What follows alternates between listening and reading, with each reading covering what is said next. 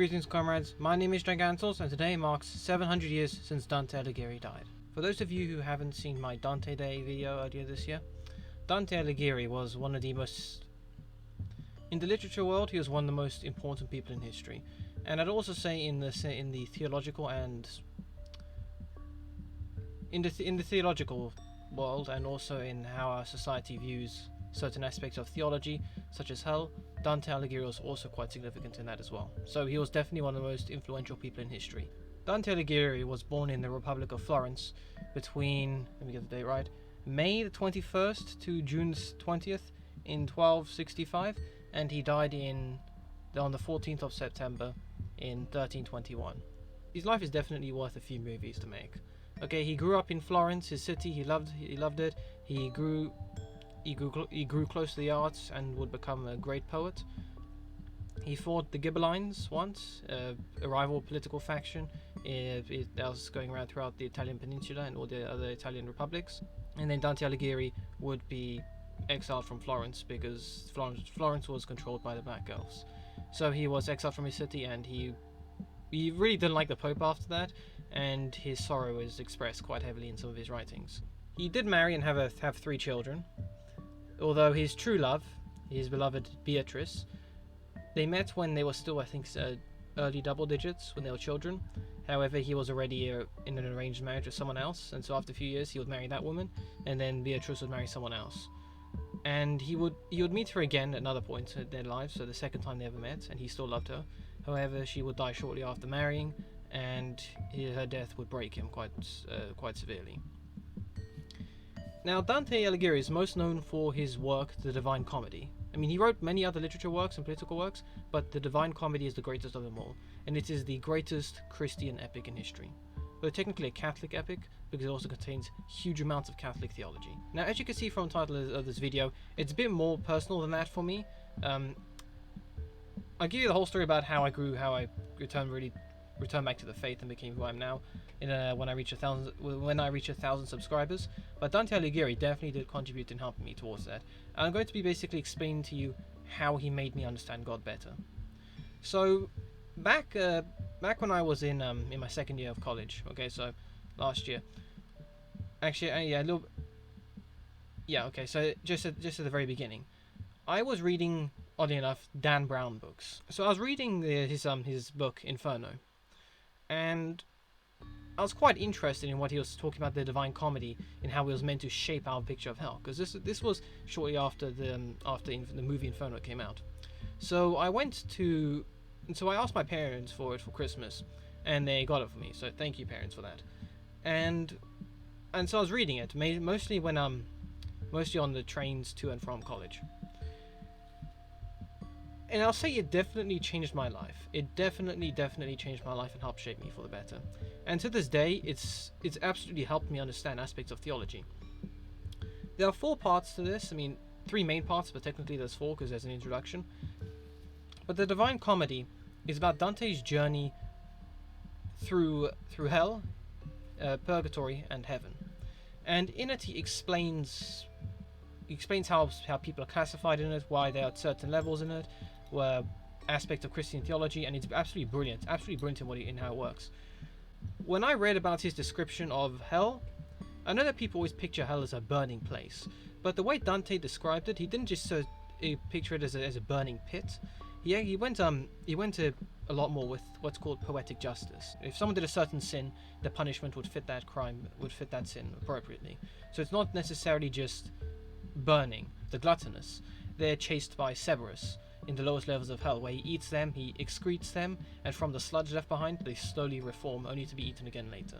So it's absolutely disgusting, but you see this poetic justice here, and you realize that despite hell being as chaotic as it is, because heaven is not there, you realize that the people in hell actually get what they deserve, okay? It's not just simply like they're cast in the bin and then forgotten about, really. And also the way that he describes some of these punishments. For instance, he explained like the differences, how some sins were worse than others. When it came to crimes moved by lust, those crimes were like not at the very top of hell, but they were near the top of hell.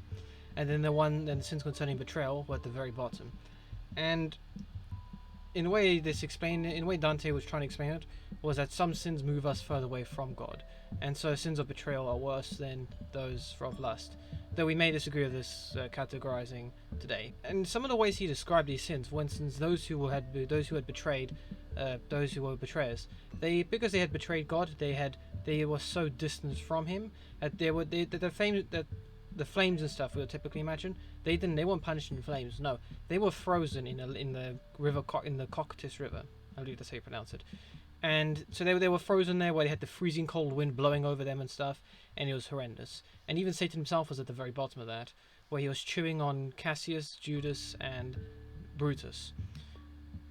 And so understanding sin also is an idea of how it separates us from God, and some sins separate us even further from God than other sins. And so these people's betrayals had moved them so distant from God that they no longer even felt the pain of fire. They instead just felt cold and alone, and not even being able to move because they were frozen from like the shoulders down in the Cocytus River. One of the reasons it helped me understand it was sometimes we need to work backwards when it comes to looking at whether or not someone deserves a verdict. When it comes to God's character, as I've explained, He doesn't do anything unjust. So instead of saying, how could God punish someone like this in this way? We need to instead ask, okay, what sort of crime was it that God would punish them this way? Right? So instead of saying, how could God just leave someone there concerning the betrayed and those who are the betrayers in hell, instead of saying, why would God free someone like that up to their neck where they suffer such a bad punishment? You need to instead say or ask, what sort of sin that these people do that God is punishing them this way, and this way is just. So that helped me understand justice and how sins separate us from God and the consequences of that. Because hell is a place without God, and heaven is literally being in God's presence. So seeing these people who had distanced themselves from God in these punishments that they apparently deserved, whilst also seeing how they suffered from their rejection of God, that did help me understand the concept of justice and punishment more. One of the things that also was covered in Inferno was the concept of the limbo of the fathers. He describes in the worthy pagans. Though they're not necessarily all pagans. I mean, there he ends up meeting several of the poets of old. So like Homer and Virgil also resides there. So he meets those people. He meets Julius Caesar as well. He also meets Saladin, and then when he talks to the souls there, they say that it is possible to be saved from this place, but other than the harrowing of hell in which people are taken, we're here till Judgment Day. And so that helped me understand the idea of how people who have works but don't have the faith, not through a fault of their own, could still be saved. They're not saved because of their lack of faith, but they're given another chance, a chance where they can develop their faith without inhibition. So that helped me understand that quite well. Concerning purgatory, it also explained the role of purgatory in Christianity and theology.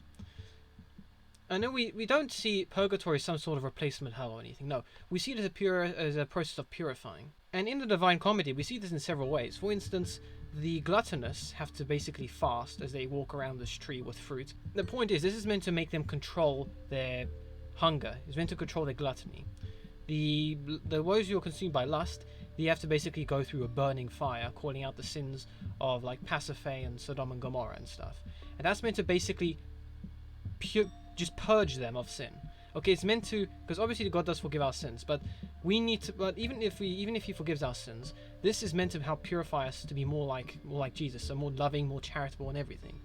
So even if someone does recant on their deathbed, okay, and they realize that they've really badly sinned, they still need to change everything about them. They still need to change the way they think, the way they act, even if they were no longer on earth to live or to think or act in that same way. They still need to change themselves to be more like Christ. And purgatory is the process of that. To understand how purgatory was meant to realize that instead of just simply living a good life on earth and having faith in Christ, this taught me more of how to become more like Christ. We also need to change how we think and how we act and how we speak. And that helped me not move me more into line with God, but helped me realize that I need to change more than just what I do on earth and what I believe. I need to actually change myself. I need to become more like Christ. And the more I become like Christ on earth, the less purifying I have to go through in purgatory. And then what the Divine Comedy taught me about Paradiso, or heaven. was the idea of actually understanding what heaven is. Because I know that a lot of people, people interpret heaven different ways. They can imagine it as a big grassy plain, with maybe the saints and like angels flying around and stuff, or they picture it as like a grand mansion, or maybe it just almost like almost like a country in the clouds with grand mansions everywhere and everything. The way Dante described heaven was the idea of how heaven is, well, and this is we accept this is a theological truth. Heaven is where God is, and so heaven is where Dante would describe it as the Empyrean, which is beyond all time and space. And so just before Dante goes to the Empyrean, where God is, he looks back and he just sees over the entire journey he's made. So he looks beyond all the planets he saw. He looks past the Earth and the Sun. He looks past the Moon and the Sun, all the way back to the Earth. It's like this tiny little dot in the distance, and he's just amazed at the grand scale of it all. And now, despite all this, God is so focused around us. And when he gets to heaven, and then he ends up seeing, and this is probably one of the most famous, I guess, depictions Gustave Doré made about in his life, especially concerning Divine Comedy. It's a picture of when Dante looks upon God, and you see all these rings of choirs of angels, all these choirs of angels just forming rings all around this central point. Okay, central point, very center point, what looks like a little circle. And you see Dante standing before this, along with Saint Bernard. And you read about how Dante, when he was like, he's literally staring right into God, and he's trying to perceive he's trying and understand God, trying to see and perceive, trying to comprehend what he's seeing.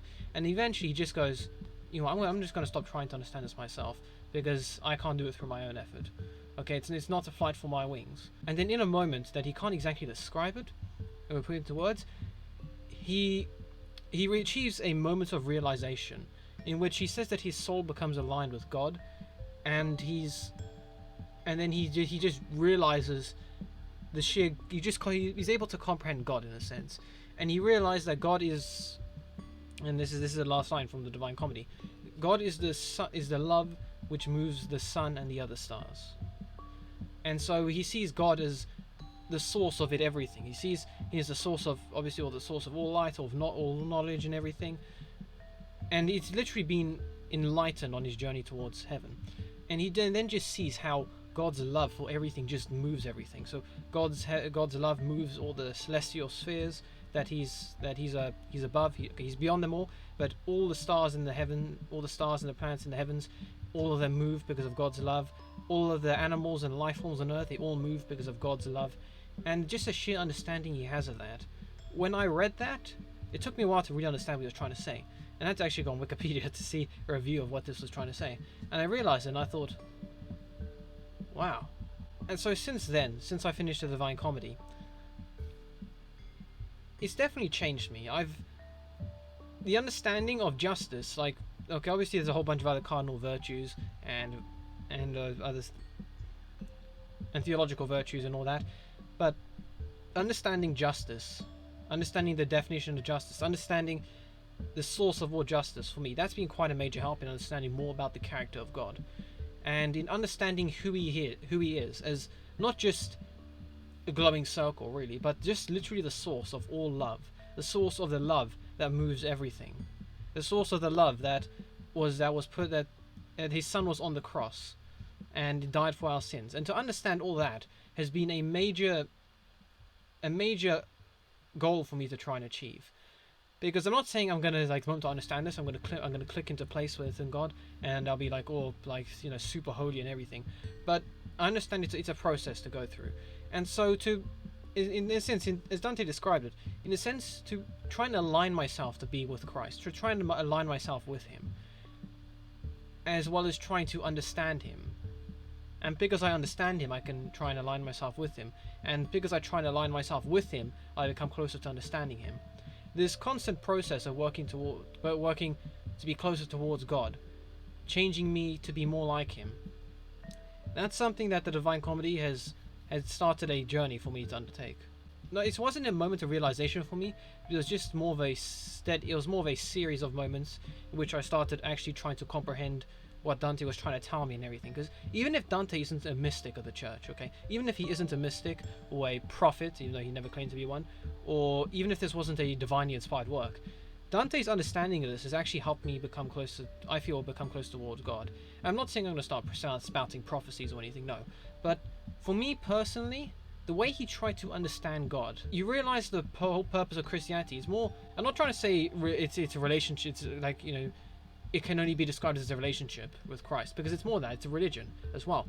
But to spend time trying to understand God, to try and spend time growing closer towards him, to try and spend time aligning yourself to be more in line with him. The whole process of that Dante was trying to get across is definitely one of the most significant moments in my life, especially along my journey trying to move me back towards the faith.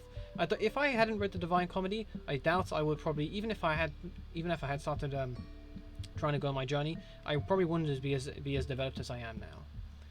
And so that's one of the reasons why I try and make videos like this on my channel, because the more you understand about God, there's nothing else you really want to be with apart from God. There's nothing you want to put between you and him. He is the ultimate goal to end up to, or to end up with.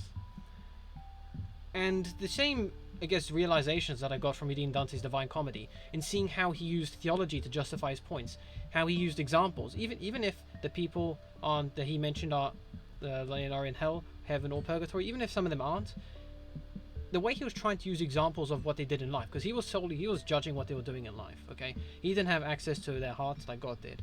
But in trying to use examples of how they acted on earth, he was trying to show us how we should be in a sense. But I want them to understand God whilst on earth still, because when you're dead, it's much harder to do that, okay? There is a rift between hell and the limbo of the fathers, let alone hell and purgatory and heaven. But I want people to try and understand more about God, to try and become closer towards him, because that's what the saints did. Even if I'm quite a distance from being a saint myself, I do feel that Dante's work could definitely inspire a lot of people to become more devout, and people who aren't devout to convert, and for those who are devout to see it as an understanding, maybe help clear up anything that they misunderstood. I think it's definitely a work that people should read. I know it may seem a bit outdated because of the literature used and the words and stuff, because again, he wrote this like almost 700 years ago, okay? But in fact, he finished it just before he died, really. But to understand what Dante was trying to get across, just a mere mortal like us, okay? A mere sinner who had his own problems, okay? He had difficulties in his own life, but he used his love of Beatrice to try and bring himself closer to God. Even in the Divine Comedy, Beatrice's intercession from heaven is the one who gets Virgil there in the first place. So it was Beatrice, the Blessed Virgin Mary, and Matilda. And then when they get to heaven, and then Beatrice takes over, she helps guide him. She's meant to represent theology, and through, in a sense, theology, Dante tries to become closer towards God. The grand scheme of the Divine Comedy, it's meant to be, hell is meant to be the realization. The Inferno chapter, the Inferno part of the Divine Comedy is meant to be realizing our sin.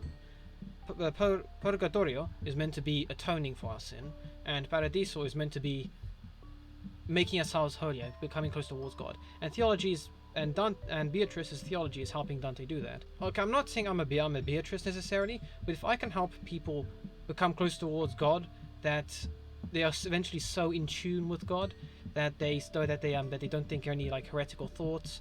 They can almost not come up with theology, but they get the same conclusions that the church fathers did or the theologians did, because they are so in line with God and his love and his knowledge that everything from him stems towards them.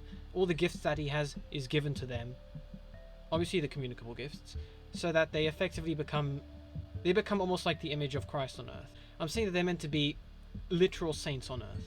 I'm not saying I'm a saint, but sometimes when I'm like studying theology, or I'm trying to center my lives around God, my life around God as strong as I can, and I've done a lot of prayers. Sometimes when I'm pondering theology or I'm thinking of a situation, I can almost, like, if it's a piece of theology that I haven't learned about yet, I can almost seem to come to a conclusion about it myself. And then when I later on do research about that, I realize, oh, so I did get that right. Or sometimes when I'm like reading the Bible and there's a part of scripture that I didn't understand, I look over it and it almost seems like I now understand what it means in its context and everything. I obviously do go double check it with reliable sources, but it feels like when you become more in line with God, you start to actually see. You actually see the world as it's meant to be.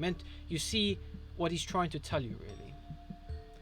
And no, I'm not going to use this as an excuse to start prophesying or anything. I'm not a prophet, okay? Or sometimes if I'm arguing with people on Facebook, it's almost like I'm not saying I'm definitely a poet myself here, or I'm that skilled in writing, but when I'm busy trying to get something across to them, it's like I'm literally being moved by something in the words I say to try and explain it as best as I can, or as I'm trying to write something, it's almost like the knowledge that I didn't even have is flowing into what I'm trying to write, and I'm trying to make sense of something for people, and the people I'm arguing with either go, oh, okay, or they then get angry and leave. But I guess you'd probably almost similar, not describe it as talking in tongues, but it's definitely as though when you're trying to become close towards God, who's the source of all knowledge, he gives you some of that knowledge, and because you're so in line with him, those gifts of knowledge seem to flow more freely from him into you. So that's definitely something I want to achieve with my channel, even if I can't achieve it as well as Dante did with the Divine Comedy. I would recommend that you all read the Divine Comedy, because it is a brilliant read, and if you understand what he's trying to tell you with it, and you read the commentary about it, you then realize this is a lot deeper than we thought, and it really is a lot deeper than you think. But I myself want to help people understand more about God. Like, Dante described a lot about God's character, and for me that helped me understand more about God and make me realize, what am I doing with my life? Why am I not becoming close towards God? He's all this. And Dante himself, even despite all of his suffering and his pain, he realized this. I started following his words in there, and what he was trying to tell us. I did more research, and that would help me try and become a more devout Catholic. Okay, that was only part of my journey towards the faith. I'll do the rest of my 1,000 subscriber video. But what I do want to achieve is help people, just like Dante did, help people understand more about God. And part of that is actually understanding more about his works and theology. For instance, the way he described how the limb of the fathers works and purgatory worked, and why the punishments in hell are just, and what heaven truly is, that all helped me understand more about God better. And so by explaining it to people, with my channel, I hope to achieve something similar to that, even if I don't reach as wide an audience. So reflecting on Dante's 700 years since his death, he's definitely helped a lot of people, and I'm grateful because I'm one of those people he's helped. And I hope that he continues to help people in future, and what am I saying? He will help people in future. And hopefully with the chance that he's helped give me, I'm able to, rather because of the chance that God gave me, that Dante helped lead me towards, I can help lead people towards God as well. Even if I can't do it as poetically as Dante Alighieri can. I'm terrible at poems, okay? I am terrible. 700 years since Dante Alighieri died. I may not be alive for his 800 years, but definitely I'm glad that 700 years since Dante Alighieri's death, I'm able to reflect back on the journey that he's helped start me towards, in becoming closer towards God, and I'm grateful for that. So Dante, wherever you are, I hope you're in at least purgatory, or you're in heaven by now, but wherever you are, I'm glad, I don't know where he is. I'm glad wherever you are, Dante. I thank you for what you've done for me. I hope I can see you one day in heaven, and maybe hug you while crying into your shoulder, say, thank you so much. I probably would do that with all the saints who've helped me. My first 1,000 years in heaven, I'll be going around onto all the saints' shoulders, just crying into their shoulders, saying, thank you for praying for me. I'm sure most of us would do that as well. I'll probably spend another like 20,000 years at God's feet crying because of how much he's helped me. But again, he deserves infinite thanks for all he's done for us. But anyway, that's it for this video. So if you like this video, please do give it a like. Please do share my videos, and please do comment on what you think of them, and any other videos you want me to do. Please do subscribe to my channel so you can see more content, and please do ring the bell so you can keep up to date with my video releases. Next episode, I'm not sure if I can do these Dante Day and Death anniversaries every year, because I'll probably run out of things to say for them. This may not be the first nor the last time I come and reflect on the journey of my faith on this day. Because Dante's truly helped us, he's helped me, and I hope he helps you all as well. But anyway, so God bless you all. See you next video, comrades. Until then, and thank you, Dante.